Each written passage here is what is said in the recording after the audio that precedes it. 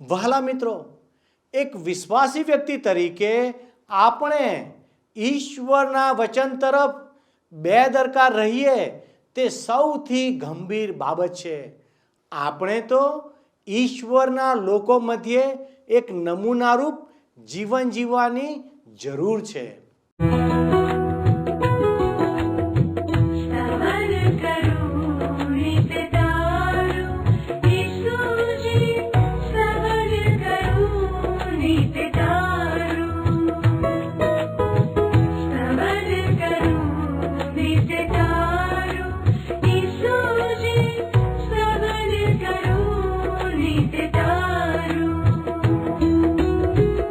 आज सवारे साध सुनी तम महिमा करूं प्रभु तारो, महिमा करूं प्रभु तारो, स्तवन करूं नित तारो.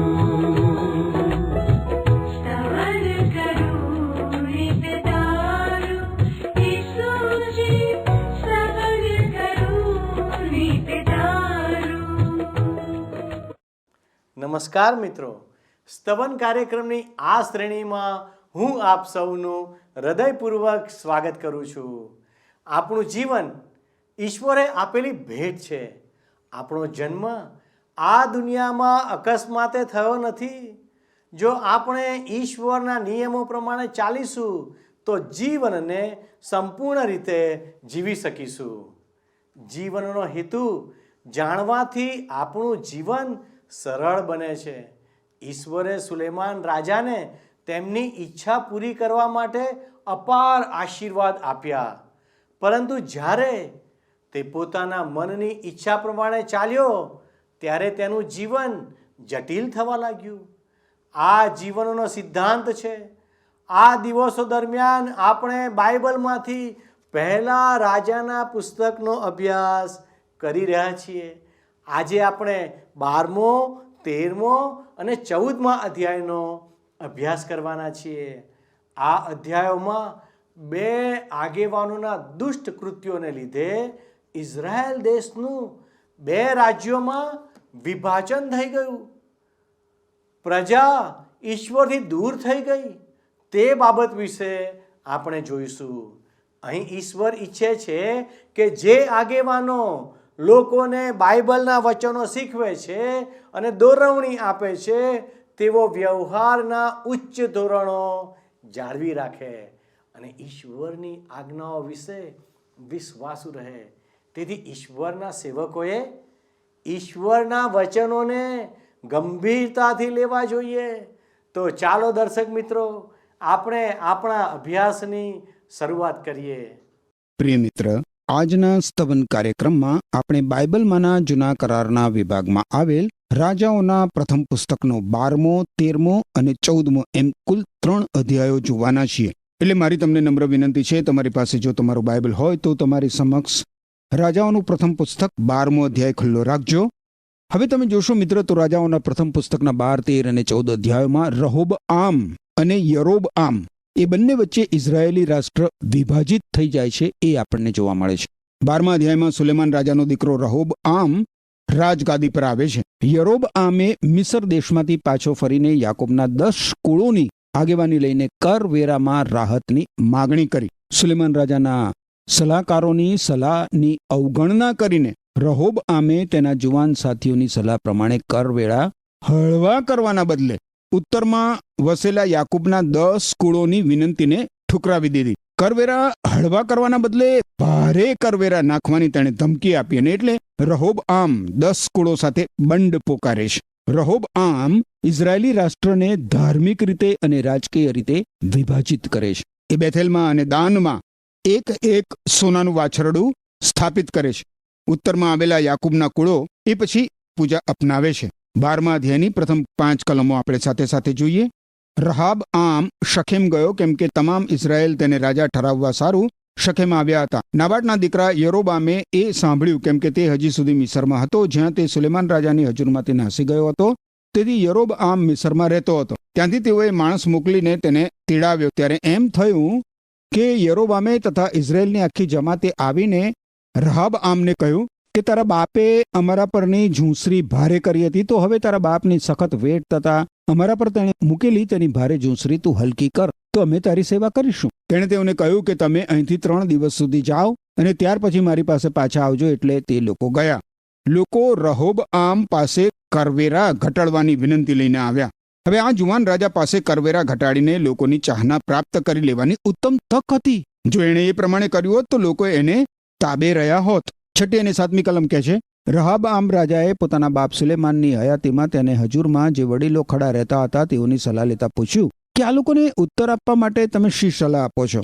તેઓએ તેને કહ્યું કે જો તું આજે આ લોકોનો સેવક થઈશ, તેઓની સેવા કરીશ, તેઓનો ઉત્તર આપીશ ને તેઓને સારા વચનો કહીશ, તો તેઓ સદા તારા સેવક થઈ રહેશે. પ્રથમ રહોબઆમ સુલેમાન રાજાના સલાહકારોની સલાહ પૂછે છે. એમની સલાહ બહુ જ સારી હતી, પરંતુ હવે રહોબઆમ એ સલાહ પ્રમાણે પગલાં ભરતો નથી. જુઓ 8 થી 11 કલમ. પણ વડીલોએ તેને આપેલી સલાહનો તેણે ત્યાગ કર્યો અને જે જુવાનિયા તેની સાથે મોટા થયા હતા ને જે તેની હજુરમાં ઊભા રહેતા હતા તેઓની સલાહ તેણે પૂછી. તેણે તેઓને કહ્યું કે આ જે લોકોએ મને કહ્યું છે કે તારા બાપે અમારા પર મૂકેલી ઝૂંસરી તું હલકી કર, તેઓને આપણે ઉત્તર આપીએ માટે તમે શી સલાહ આપો છો? જે જુવાનિયા તેની સાથે મોટા થયા હતા તેઓએ તેને કહ્યું કે આ જે લોક કે તને એમ કહ્યું કે તારા બાપે અમારા પરની ઝૂંસરી ભારે કરી હતી, પણ તું તે અમારા પરની હલકી કર. તેઓને તારે એમ કહેવું કે મારી ટચલી આંગળી મારા બાપની કમર કરતા જાડી છે, અને હવે મારા બાપે તમારા પર ભારે ઝૂંસરી લાદી તો હું તમારા પરની ઝૂંસરી વધારી દઈશ. મારા બાપે તમને ચાબુકથી શિક્ષા કરી, પણ હું તો તમને વીંછુઓથી શિક્ષા કરીશ. હવે યરોબામ તેના જુવાન સાથીઓની સલાહ પૂછે છે. તમે જોયું ને, તેમણે પણ તેને સલાહ આપી, પરંતુ તેઓની સલાહ કેટલી મૂર્ખતા ભરેલી હતી. 12 થી 15 કલમોમાં લખ્યું છે, રાજાએ ફરમાવેલું કે 3જે દિવસે મારી પાસે પાછા આવજો. તે પ્રમાણે યરોબામ તથા સર્વ લોકો 3જે દિવસે રહાબઆમ પાસે આવ્યા. રાજાએ લોકોને સખ્તાથી ઉત્તર આપ્યો ને વડીલોએ તેને જે સલાહ આપી હતી તેનો ત્યાગ કર્યો. અને પેલા જુવાનીઓની સલાહ પ્રમાણે તેઓને કહ્યું કે મારા બાપે તમારી ઝૂંસરી ભારે કરી હતી, પણ હું તો તમારી ઝૂંસરી વધારીશ.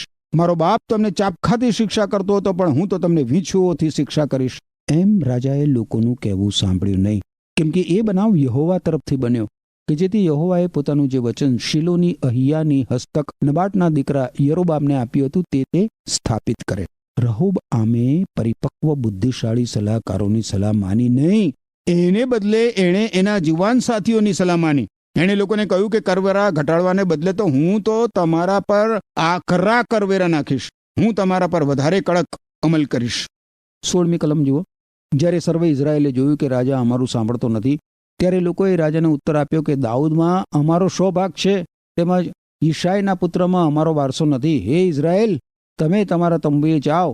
હવે હે દાઉદ, તું તારું ઘર સંભાળી લે. એમ ઇઝરાયેલ પોતપોતાને તંબુએ ગયા. આ રહાબઆમ વિરુદ્ધનો બળવો છે મિત્ર. આ ઇઝરાયેલી રાષ્ટ્રનું વિભાજન છે. આ બળવાથી આંતર વિગ્રહ ફાટી નીકળશે. 18મી કલમ જુઓ. ત્યાર પછી યદોરામ જે લશ્કરી વેટ કરનારાનો ઉપરી હતો તેને રહાબઆમ રાજાએ મોકલ્યો અને સર્વ ઇઝરાયેલે તેને પથ્થરે એવો માર્યો કે તે મરી ગયો. અને રહાબઆમ રાજા યરૂશાલેમ નાસી જવા સારું ઉતાવળથી પોતાના રથ પર ચડી બેઠો. બધા જ ઇઝરાયેલી લોકોએ અદોરામને પથ્થરે માર્યો અને એ રીતે એમણે કરવેરા ઉઘરાવનાર અધિકારીનો ખાતમો બોલાવી દીધો. રહાબઆમે આ સાંભળ્યું ત્યારે તે યરૂશાલેમમાં નાસી છૂટ્યો. હવે 19મી કલમ જુઓ. એમ ઇઝરાયેલે દાઉદના કુટુંબની વિરુદ્ધ આજ સુધી બંડ કરેલું છે. ઇઝરાયેલી લોકોએ દાઉદ રાજાના કુટુંબ વિરુદ્ધ રાજાઓનું પહેલું પુસ્તક લખાયું ત્યાં સુધી બળવો કર્યો. એ લોકો બાબેલની ગુલામીમાંથી પાછા ફર્યા ત્યાં સુધી એ બળવો ચાલુ રહ્યો. રહાબઆમે લોકોની વિનંતી માન્ય કરી નહીં, અને એટલે યરોબામે યાકૂબના 10 કુળોનો પક્ષ લઈને ઉત્તરનું રાજ્ય સ્થાપ્યું. 25 થી 30 કલમો જુઓ. પછી યરોબામે એફ્રાઈમના પાડી મુલકમાં શકેમ બાંધ્યું ને તેમાં રહ્યો, અને ત્યાંથી નીકળીને તેણે પનુએલ બાંધ્યું. અને યરોબામે પોતાના મનમાં ધાર્યું કે હવે રાજા દાઉદના કુટુંબને પાછું મળશે. જો આ લોક યરૂશાલેમમાં યહોવાના ઘરમાં યજ્ઞ કરવા સારું જશે તો આ લોકનું મન તેમના ધણી તરફ એટલે યહૂદાના રાજા રહાબામ તરફ પાછું ફરી જશે, અને તેઓ મને મારી નાખીને યહૂદાના રાજા રહાબામ પાસે પાછા જતા રહેશે. તેથી તે પરથી રાજાએ સલાહ લઈને સોનાના 2 વાછરડા બનાવ્યા, અને તેણે તેમને કહ્યું કે યરૂશાલેમમાં જવું તમને ઘણું મુશ્કેલ થઈ પડે છે. હે ઇઝરાયેલ, જો મિસર દેશમાંથી તને કાઢી લાવ્યા તે આ રહ્યા. અને એકને તેણે બેથેલમાં ઊભો કર્યો અને બીજાને તેણે દાનમાં મૂક્યો. અને આ વાત પાપરૂપ થઈ પડી. કેમ કે લોકો પૂજા કરવા સારું દાન લગી જતા હતા. યરોબઆમે બેથેલમાં અને દાનમાં એક સોનાનું વાછરડું મૂક્યા. એણે આ વાછરડા આરાધના ભક્તિ માટે મૂક્યા, જેથી લોકો ઈશ્વરની આરાધના ભક્તિ કરવા માટે યરૂશાલેમ જાય નહીં. આ પગલાથી ઇઝરાયેલી રાષ્ટ્ર 2 ભાગમાં વિભાજિત થઈ ગયું. એક ઉત્તરનું રાજ્ય અને બીજું દક્ષિણનું રાજ્ય. હવે આપણે મિત્ર આ વિભાજિત રાષ્ટ્રનું વૃત્તાંત જોવાના છીએ. પ્રથમ અને બીજા રાજાઓના પુસ્તકમાં કેટલોક ઇતિહાસ ઇઝરાયેલી રાષ્ટ્ર વિશે આપવામાં આવશે અને એ પછી કેટલોક ઇતિહાસ યહૂદિયા રાષ્ટ્ર વિશે આપવામાં આવશે. એ રીતે આપણે જોઈશું તો વૃત્તાંત આગળ પાછળ ચાલુ રહેશે. જેમ જેમ આપણે આગળ વધીશું તેમ તેમ આપણને બંને રાષ્ટ્રનો વૃત્તાંત જોવા મળશે. યહૂદાનું રાષ્ટ્ર ઇઝરાયેલના રાષ્ટ્ર કરતાં વધુ લાંબો સમય ટકશે. મોટાભાગના પ્રબોધકોએ આ સમયગાળા દરમિયાન મિત્ર પ્રબોધવાણી સંભળાવી. હવે દક્ષિણના રાજ્ય ઉપર રહોબઆમ રાજા તરીકે દાઉદના વંશમાં ગાદી પર આવ્યો છે, જ્યારે યરોબઆમ ઉત્તરના રાજ્ય ઉપર ગાદી પર આવ્યો છે. યરોબઆમે ઉત્તરના રાજ્યમાં સોનાના 2 વાછરડા મૂકીને પૂજાને પ્રવેશ આપ્યો છે. હવે આપણે જોઈએ છીએ એ પ્રમાણે રાષ્ટ્રના ભાગલા પડી ગયા છે અને ટૂંક સમયમાં આંતરવિગ્રહ ફાટી નીકળશે. ઉત્તરનું રાજ્ય ગુલામીમાં જાય ત્યાં સુધી આ આંતરવિગ્રહ ચાલુ રહેશે અને એ પછી આખરે દક્ષિણનું રાજ્ય પણ ગુલામીમાં જશે. ઇઝરાયેલી રાષ્ટ્રમાં આ બહુ જ દુઃખદ એવો સમયગાળો છે મિત્ર. 13મા અધ્યાયમાં આપણને યરોબામે ઊભી કરેલી જુઠ્ઠી વેદી ઉપર ઈશ્વરનો ન્યાય ચુકાદો જોવા મળશે. રહાબઆમ પાસે તેના પિતા સુલેમાન જેવું બુદ્ધિ ચાતુર્ય નહોતું. એના કારણે ઇઝરાયેલી રાષ્ટ્ર વિભાજિત થઈ ગયું. હવે આ વિભાગમાંથી આપણે એક પછી એક રાજાને જોઈશું તો થોડી વિમાસણ ઊભી થશે. તમને એમ થશે મિત્ર કે આ રાજા ઉત્તરના રાજ્યનો છે કે દક્ષિણના રાજ્યનો રાજા છે, અને એ સારો છે કે ખરાબ રાજા છે. આપણને જોવા મળશે કે ઉત્તરના રાજ્યમાં પ્રત્યેક રાજા ખરાબ હતો, એક પણ રાજા સારો નહોતો. હવે દક્ષિણના રાજ્યમાં 200 વર્ષના સમયગાળા દરમિયાન માત્ર 8 રાજાઓ થઈ ગયા જેમને સારા કહી શકાય. બાકીના બધા રાજાઓ દુષ્ટ હતા. ઇઝરાયેલી લોકોને સ્વર્ગમાંથી પ્રકાશ મળ્યો હતો. એ હકીકતને ધ્યાનમાં રાખીએ ને મિત્ર, તો ઇઝરાયેલી રાષ્ટ્રનું વૃત્તાંત આપણને એટલું બધું દયાજનક લાગે કે આપણે કલ્પના પણ ના કરી શકીએ. આ લોકોને ઈશ્વર પાસેથી પ્રકટીકરણ મળ્યું હતું અને એટલે એમની જવાબદારી મોટી હતી. હવે આપણે ઇઝરાયેલી રાષ્ટ્રનું વિભાજન કેમ થયું એ જોવા માટે સુલેમાન રાજા તરફ જરા નજર કરીએ. રાજ્યનો વહીવટ ચલાવવા માટે ઈશ્વરે સુલેમાન રાજાને વિશિષ્ટ જ્ઞાન બુદ્ધિ આપ્યા હતા, બરાબર? અને એમ છતાં આપણે જોઈએ છીએ તો એ જ્ઞાન બુદ્ધિ એના પોતાના જ જીવનમાં ઉતર્યા નહોતા. સુલેમાન રાજા પાસે આત્મિક જ્ઞાન બુદ્ધિ અને આત્મિક આંતરસૂઝ નહોતું. એને કેટલાક પાયાના સિદ્ધાંતો અને ખ્યાલો હતા જેથી તે એક ચતુર રાજા તરીકે ઉપસી આવ્યો, પરંતુ એ બધું એના વ્યક્તિગત જીવનમાં, અંગત જીવનમાં અને ખાસ કરીને તેના આત્મિક જીવનમાં પ્રવેશ્યું નહોતું. એની કારકિર્દીની શરૂઆતમાં જ એણે જુઠ્ઠા ધર્મો સાથે છેડો ફાડી નાખ્યો નહીં. જ્યારે તે રાજગાદી ઉપર આવ્યો ત્યારે પ્રજામાં પૂજા વ્યાપક હતી. એ સામે એણે પોતાની આંખો બંધ કરી દીધી. એની સામે તેણે ખાસ ચોક્કસ પગલાં ભર્યા નહીં. ઈશ્વરનો મહિમા કરવાને બદલે તેણે પોતાનો મહિમા કર્યો. ઈશ્વર વિશે સાક્ષી આપવાના બદલે તેણે પોતાનું નામ ઊંચું કર્યું. સુલેમાનમાં ચોક્કસ પ્રકારની નબળાઈ હતી મિત્ર. નીતિવચનનું પુસ્તક સુલેમાનનું જ્ઞાન પ્રદર્શિત કરે છે, જ્યારે સભા શિક્ષકનું પુસ્તક એની મૂર્ખતા પ્રદર્શિત કરે છે. રાજાઓના પુસ્તકોમાં મનુષ્યનું દ્રષ્ટિબિંદુ આપવામાં આવ્યું છે, એમાં ઇતિહાસ દર્શાવવામાં આવ્યો છે. ઈશ્વરે દાઉદ રાજાનું પાપ માફ કર્યું અને ઈશ્વરે જ્યારે તેને માફ કર્યો ત્યારે તેનું પાપ ભૂંસી નાખ્યું. એ જ પ્રમાણે ઈશ્વરે સુલેમાન રાજાને તેની નિષ્ફળતા માટે માફી આપી અને કાળ વૃત્તાંતના પુસ્તકોમાં તેનું પાપ દર્શાવવામાં આવ્યું નહીં. પણ નોંધપાત્ર બાબત એ છે મિત્ર કે અનૈતિક અને જુઠ્ઠો ધર્મ સિક્કાની 2 બાજુઓ છે. બાઇબલમાં નવા કરારના વિભાગમાં તમે જુઓ તો યોહાને લખેલા પહેલા પત્રના 1 અધ્યાયની 6મી કલમમાં લખ્યું છે કે ઈશ્વર પ્રકાશ છે. ઈશ્વર પ્રકાશ છે અને તેમનામાં અંધકાર છે જ નહીં. તેથી જો આપણે એમ કહીએ કે આપણે તેમની સાથે સંગત ધરાવીએ છીએ અને તેમ છતાં અંધકારમાં જ જીવન જીવતા હોઈએ તો પછી આપણે આપણા શબ્દો અને કાર્યો દ્વારા જુઠ્ઠું જ બોલીએ છીએ. જો આપણે પાપમાં જીવવાનું ચાલુ રાખીએ મિત્ર, તો ઈશ્વર સાથે આપણી કોઈ સંગત હોઈ શકે નહીં. તમે તમારી આસપાસના લોકોને મૂર્ખ બનાવી શકો છો, પણ ઈશ્વરને નથી બનાવી શકાતા. સુલેમાન રાજા એક નિષ્ફળ વ્યક્તિ હતો. બાઇબલમાં એવી 2 વ્યક્તિઓ છે જેમની પાસે પુષ્કળ પ્રમાણમાં આવડત હતી, શક્યતાઓ હતી અને તકો પણ હતી. એક સામસુન હતો અને બીજો આ સુલેમાન રાજા હતો. બંને માણસો ઈશ્વરને પ્રસન્નકર જીવન જીવવામાં નિષ્ફળ ગયા. સભા શિક્ષકનું પુસ્તક છે બાઇબલમાં જૂના કરારના વિભાગમાં એના 2 અધ્યાયની 17મી કલમમાં સુલેમાન રાજા કહે છે, મને જિંદગી પર ધિક્કાર ઉપજ્યો. કેમ કે પૃથ્વી ઉપર જે કામ કરવામાં આવે છે તે મને દુઃખદાયક લાગ્યું, માટે સગળું વ્યર્થ તથા પવનમાં બાચકા ભરવા જેવું છે. સુલેમાન રાજાનો મહિમા ઓસરતો મહિમા હતો મિત્ર, ઓસરતો જતો મહિમા. સુલેમાન રાજાના પાપને કારણે ઇઝરાયેલી રાષ્ટ્ર વિભાજિત થઈ ગયું. પ્રેમથી શું બોલાવે, જલ્દી આવો.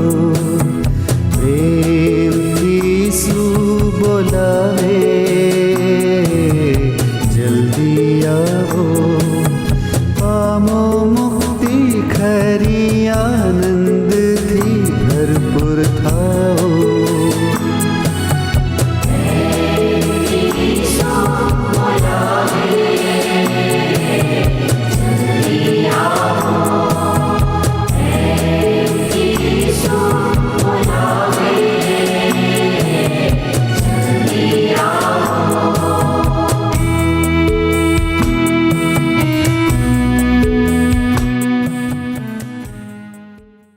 તેરમા અધ્યાયની પ્રથમ 2 કલમો જુઓ.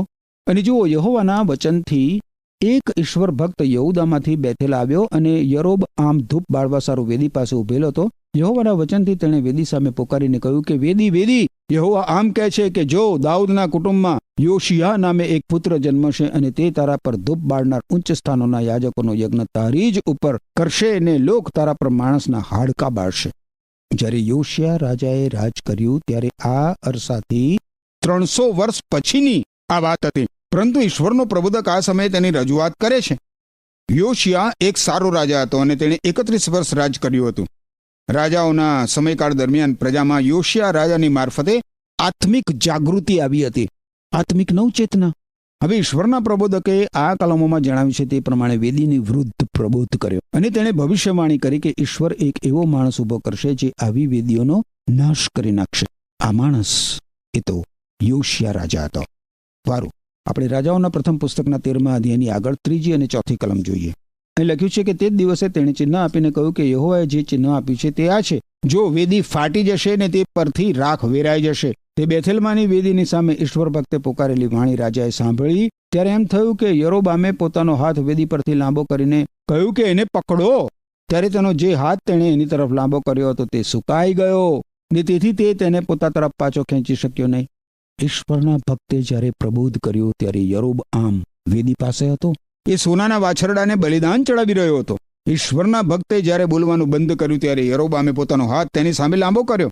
બીજા શબ્દોમાં ઈશ્વરના ભક્તની કતલ કરવાની એ નિશાની હતી, પરંતુ થાય છે શું? યરોબામનો હાથ એ જ સ્થિતિમાં સુકાઈ ગયો. 5 થી 7 કલમોમાં લખ્યું છે, જે ચિહ્ન ઈશ્વર ભક્તે યહોવાના વચનથી આપ્યું હતું તે પ્રમાણે વેદી પણ ફાટી ગઈ ને વેદી પરથી રાખ વેરાઈ ગઈ. રાજાએ ઈશ્વર ભક્તને ઉત્તર આપીને કહ્યું કે તારા દેવ યહોવાની કૃપા માટે આજીજી કરીને મારે માટે પ્રાર્થના કર કે મારો હાથ ફરીથી સાજો થાય. અને ઈશ્વર ભક્તે યહોવાની આજીજી કરી એટલે રાજાનો હાથ સાજો થઈને અગાઉના જેવો થઈ ગયો. 7મી કલમ.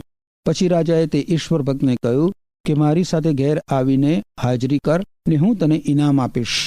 હવે યરોબામ રાજા પોતાનો સૂર બદલીને ઈશ્વરના ભક્તને કહે છે કે મારા માટે ઈશ્વરને પ્રાર્થના કર જેથી મારો હાથ સાજો થઈ જાય. અને આપણે વાંચ્યું એ પ્રમાણે મિત્ર, ઈશ્વર ભક્તની પ્રાર્થનાથી આ રાજાનો હાથ સાજો થઈ ગયો.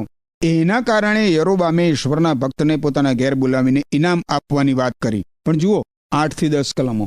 ઈશ્વર ભક્તે રાજાને કહ્યું કે તું મને તારું અડધું ઘર આપે તો પણ હું તારી સાથે નહીં આવું ને આ જગ્યાએ રોટલી પણ નહીં ખાઉં તેમ પાણી પણ નહીં પીવું, કેમ કે યહોવાના વચનથી મને એવી આજ્ઞા મળી છે કે ત્યાં તારે કંઈ પણ રોટલી ખાવી નહીં ને પાણી પીવું નહીં, તેમજ જે માર્ગે તું ગયો હોય તે માર્ગે થઈને પાછા વળવું નહીં. આથી તે બીજે માર્ગે ચાલ્યો ગયો ને જે માર્ગ તે બેથેલ આવ્યો હતો તે માર્ગે તે પાછો ગયો નહીં. ઈશ્વરનો ભક્ત ભૂંડાઈ સાથે સમાધાન કરશે નહીં અને પૂજા સાથે હાથ મેળવશે નહીં. જો કે આગળની કેટલીક કલમોમાં આપણને જોવા મળશે કે ઈશ્વરના આ ભક્તને છેતરવામાં આવે છે અને તે ઈશ્વરની આજ્ઞા તોડી નાખે છે.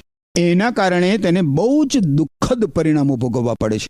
જો કે તે પૂજક રાજા સાથે સમાધાન કરવા તૈયાર નહોતો તો પણ ઈશ્વર પાસેથી જુદા પ્રકારની દોરવણી મેળવવાનો દાવો કરનાર માણસ દ્વારા એ છેતરાઈ જાય છે. આપણને એવું લાગે કે ઈશ્વરના ભક્ત સાથે યરોબામ રાજાને જે અનુભવ થયો તેથી એ બદલાઈ જશે. એનો હાથ સુકાઈ ગયો હતો, આખો લંબાવેલો હાથ સુકાઈ ગયો હતો અને સાજો એ કરવામાં આવ્યો હાથ. શું તમને લાગે છે મિત્ર કે એ બદલાઈ ગયો હશે? મિત્ર, 14મો અધ્યાય યરોબામ અને રહબામ રાજાઓના રાજકારભારનું વર્ણન કરે છે. ઇઝરાયેલના ઉત્તરના રાજ્યમાં એક પણ સારો રાજા થયો નહીં. ઉત્તરના ઇઝરાયેલના રાષ્ટ્રના 19 રાજા દુષ્ટ રાજા હતા. દક્ષિણના રાજ્યમાં 20 રાજાઓ હતા. એમાંના 12 રાજાઓ દુષ્ટ હતા. માત્ર 8 રાજાઓને જ સારા રાજાઓ તરીકે ઓળખાવી શકાય. હવે આ 8 રાજાઓમાંથી માત્ર 5 રાજાઓ જ ખરેખર સારા હતા. 14મા અધ્યાયમાં યરોબામ રાજા પોતાની પત્નીને અહિયા નામના ઈશ્વરના પ્રબોધક પાસે તપાસ કરવા મોકલે છે કે તેનો દીકરો જે બીમાર છે એ ખરેખર જીવશે કે મરી જશે. અહિયા પ્રબોધક દ્વારા ઈશ્વર યરોબઆમ રાજાને જણાવે છે કે તેનો દીકરો મરી જશે. આ ઉપરાંત અહિયા પ્રબોધક યરોબઆમ રાજાના કુટુંબ ઉપર આવનાર ઈશ્વરના ન્યાય ચુકાદાની પણ ભવિષ્યવાણી કરે છે. તમે મિત્ર મારી સાથે સાથે 14મા અધ્યાયની 7મી અને 8મી કલમો જુઓ. રાજાઓનું પ્રથમ પુસ્તક 14મો અધ્યાય 7 અને 8 કલમ લખ્યું છે, જ્યાં યરોબઆમને કહે કે ઇઝરાયેલનો દેવ યહોવા એમ કહે છે કે મેં તને સાધારણ લોકોની પંક્તિમાંથી ઉચ્ચ પંક્તિએ ચડાવીને મારા ઇઝરાયેલ લોક પર હાકેમ ઠરાવ્યો ને દાઉદના કુટુંબ પાસેથી રાજ્ય વિભાગી લઈને તને તે આપ્યું. તે છતાં તું મારા સેવક દાઉદ જેવો થયો નથી કે જેણે મારી આજ્ઞાઓ પાળીને મારી દ્રષ્ટિમાં જે સારું હતું કેવળ તે જ કરીને તેણે પોતાનું સંપૂર્ણ હૃદયથી મારી ઉપાસના કરી. તમે જુઓ મિત્ર, હવેથી ઉત્તર અને દક્ષિણના રાજાઓ માટે દાઉદ રાજાનું ધોરણ સ્થાપવામાં આવ્યું છે. યરોબામ રાજા દાઉદના ધોરણથી તદ્દન ઉતરતો હતો અને ઈશ્વર તેને બાજુ પર ધકેલી દેશે. 19 અને 20 કલમો જુઓ. યરોબઆમના બાકીના કૃત્યો એટલે તેણે કેવી રીતે યુદ્ધ કર્યું અને કેવી રીતે રાજ ચલાવ્યું એ જુઓ. ઇઝરાયેલના રાજાઓના કાળવૃત્તાંતના પુસ્તકમાં લખાયેલા છે. યરોબઆમે રાજ કર્યું તે મુદત 22 વર્ષની હતી અને તે તેના પિતૃઓ સાથે ઊંઘી ગયો અને તેના દીકરા નાદાબે તેની જગ્યાએ રાજ કર્યું. આપણને એવું લાગે છે કે દક્ષિણના રાજ્યમાં રહબામ રાજાની પરિસ્થિતિ સારી હશે, પણ એવું નહોતું. 25 થી 27 કલમમાં જુઓ. રહબામ રાજાને 5મે વર્ષે એમ થયું કે મિસરના રાજા શિશાકે યરૂશાલેમ પર સવારી કરી. તે યહોવાના મંદિરનો ખજાનો તથા રાજાના મહેલનો ખજાનો હરી ગયો. હા, તે સઘળું હરણ કરી ગયો. સુલેમાને બનાવેલી સોનાની સઘળી ઢાલો પણ તે લઈ ગયો. રહબામ રાજાએ તેને બદલે પિત્તળની ઢાલો બનાવીને રાજાના મહેલના દ્વારની રક્ષક ટુકડીના નાયકોના હાથમાં તે સોંપી. રહબામ રાજાનું હવે પતન થઈ રહ્યું છે મિત્ર, પરંતુ એ તમાચો મારીને પોતાનો ગાલ લાલ રાખી રહ્યો છે. જ્યારે સોનાની ઢાલો મિસર દેશનો રાજા આંચકી ગયો ત્યારે તેણે તેને સ્થાને પિત્તળની ઢાલો બનાવડાવી અને આ પછી કહેવામાં આવ્યું છે કે આંતર વિગ્રહ ફાટી નીકળ્યો. 30મી કલમ જુઓ. રહબામ તથા યરોબઆમની વચ્ચે જાથું વિગ્રહ ચાલતો હતો લખ્યું છે ને. અને આખરે તમે જુઓ, રહબામ રાજા મૃત્યુ પામે છે. 31મી કલમ. રહબામ પોતાના પિતૃઓ સાથે ઊંઘી ગયો અને તેને પોતાના પિતૃઓ સાથે દાઉદનગરમાં દાટવામાં આવ્યો.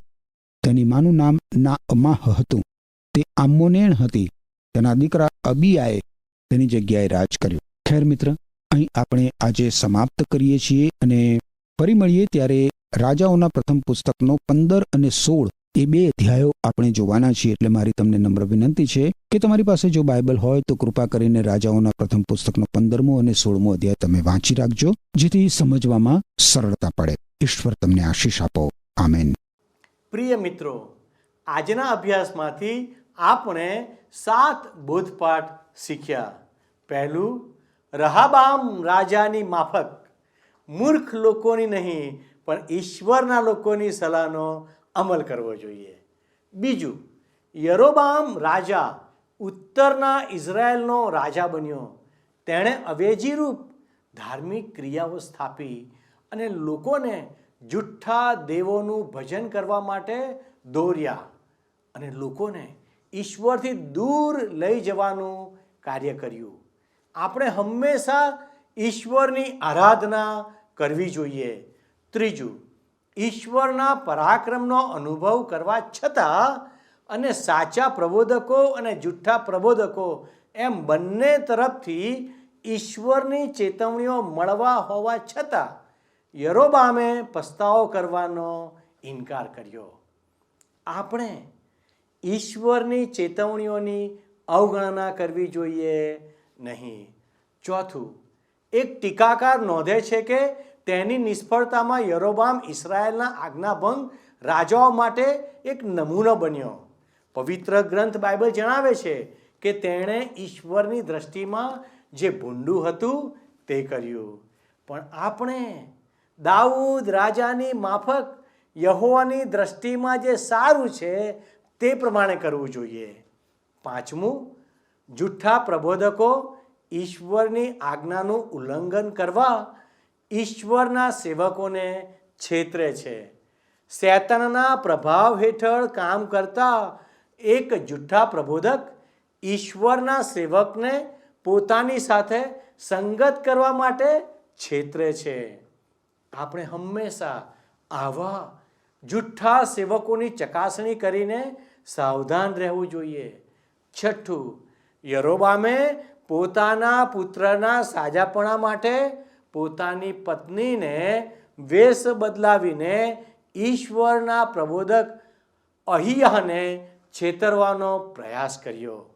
યરોબામની ભૂલથી ઈશ્વર પ્રગટ કરે છે કે ઈશ્વર વિના જીવન જીવવાથી શૈતાન માનવીને તેના જૂઠાણા અને છેતરપિંડી તરફ દોરી જાય છે. 7, ઈશ્વર ચેતવણી આપે છે કે ઈશ્વર વિના જીવન જીવવાથી પોતાની પર અને અન્ય લોકો પર ઈશ્વરનો શાપ આવી શકે છે.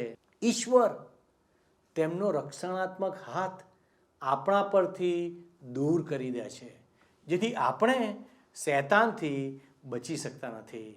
વહાલા દર્શક મિત્રો, આજે આપણે જૂઠા સેવકોથી બચવાનું છે અને સાચા ઈશ્વરની ઓળખ પ્રાપ્ત કરવાની છે. આ બાબત સમજવા માટે આવો આપણે પ્રાર્થના કરીએ.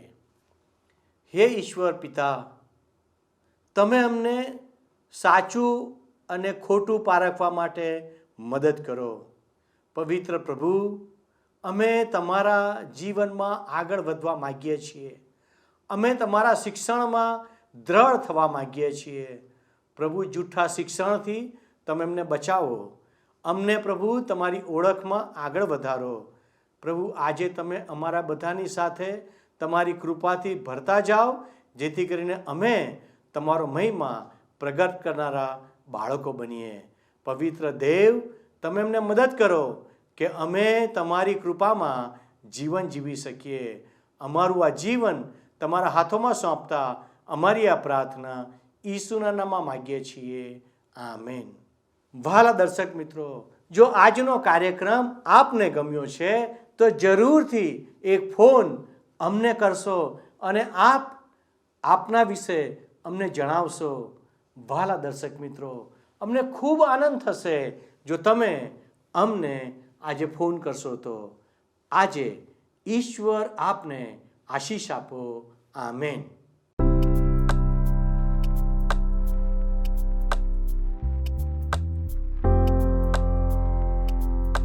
મિત્રો, ગત પ્રશ્નોનો જવાબ છે શેબાની રાણી.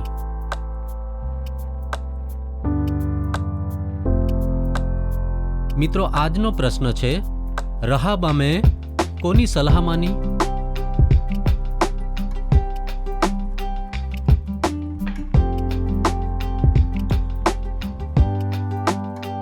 જવાબ આપેલ સ્ક્રીન પર દર્શાવેલ વોટ્સએપ નંબર પર આપવાનો રહેશે. કાર્યક્રમ દરમિયાન પૂછેલા પ્રશ્નોનો સાચો જવાબ આપનાર વિજેતાઓના નામ દર મહિનાના પ્રથમ સોમવારે જાહેર કરવામાં આવશે.